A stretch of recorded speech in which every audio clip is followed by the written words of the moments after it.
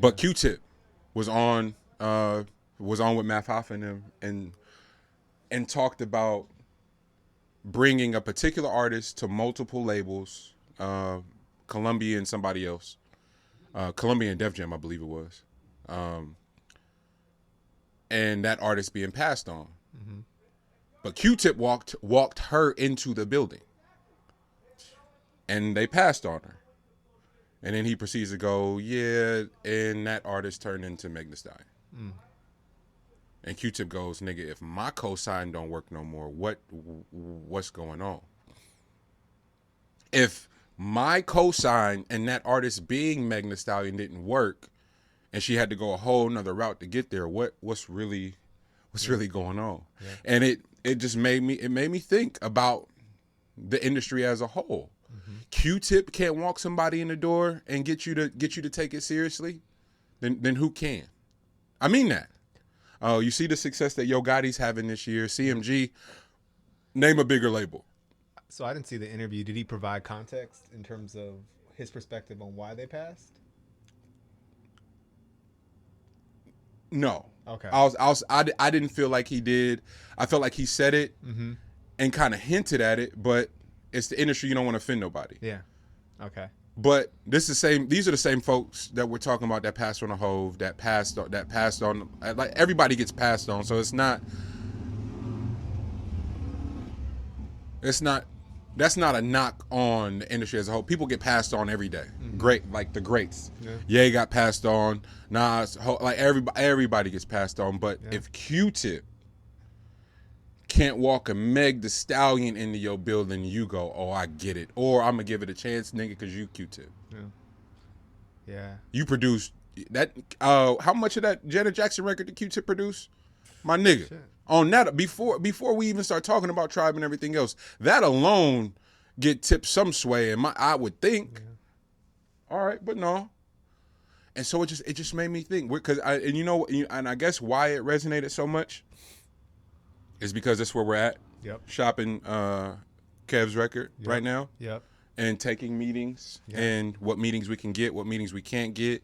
The factors that are moving around that are telling us like how proud of Grand National they are, how inspired, how much they want to help, and them niggas can't walk us in the front door.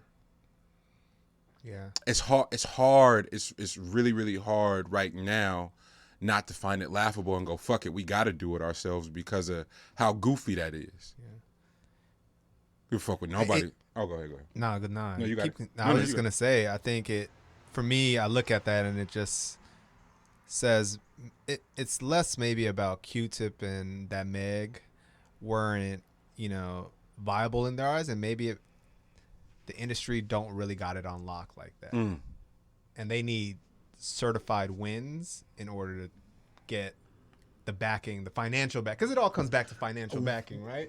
So you can't take certified win. What's more certified than a female MC dominating the way Meg is? Well, she definitely was dominating, and I think that built the brand that she's built. Like, she was really pressing and making sure that she was making inroads. But that wasn't because the industry was backing her. She was just doing it on her own. Neck. Yeah. I don't know why we have to be exceptional as black creatives for people to buy into what we're doing. But that's what I feel like it is. It's like, if we got to go pitch something to someone, there has to be data points. There got to be all these things. It can't just be straight vision. Like we seen with these cats that did Firefest. All you showed them was a PowerPoint deck, right? And you got the bag, right? Why do we have to go over and beyond and win? And I think even Q-Tip has to. It goes back to Dwayne Wade and all of it. It's like, we got to be exemplary for you to really support us. Right. Man, real quick, Jonel, you brought up a good ass point. I'm trying to remember the name of this documentary I watched, but it's two bruhs, and they made the movie like over the top. They made all these movies in the 80s. These motherfuckers didn't write one script in any of their pitch meetings. They would literally come in with a poster and a whole bunch of posters, and they would show them to the board. And then when the board would see a poster that they like, be like, what's that movie about? And the dude just had the gift of gab and would make up the movie on the spot. Wow.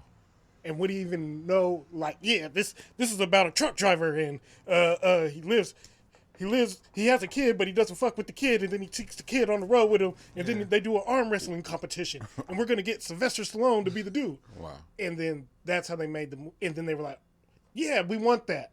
Wow. So then they would have to bang out a script, and they would pay people to bang out the script. Wow.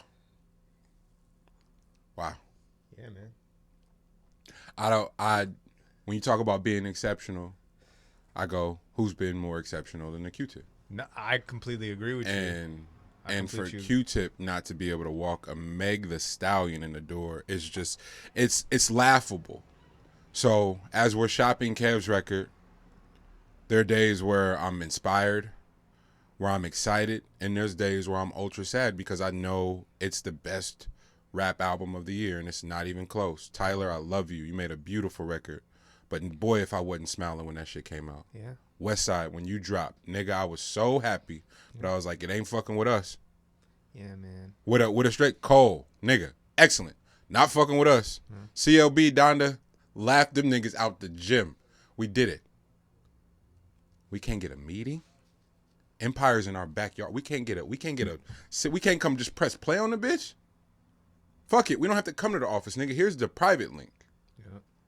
Irk the jerk can't come walk in the front door and hey Gazi, what up? Yeah.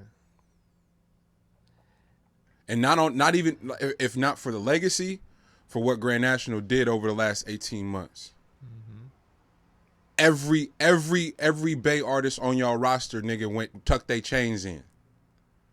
Because of the pandemic. We served the streets. We served the community. Everybody packed their shit up and went home. Everybody. Yeah. So on that, if it's not gonna be for the legacy, if it's not gonna be about the music, there's no way of denying what Grand National did in 18 months. Mm-hmm. That's the part I'm talking about. So when you see Q-Tip not be able to walk Meg the Stallion, and you go, oh, duh. Yeah. All right. Okay. The silver lining in it is you end up creating a monster. You got Hove now. Right. You got Hove. You like the NFL recognizes it's in its financial interest to have Hove be curating your music. He just put an Up in Smoke tour on national television. Right. For the world to see. So I think the silver lining of that is, yo, you keep closing the door or not even opening it, we're gonna find another way in. We're gonna build our own building. Build our own building. And everybody's welcome.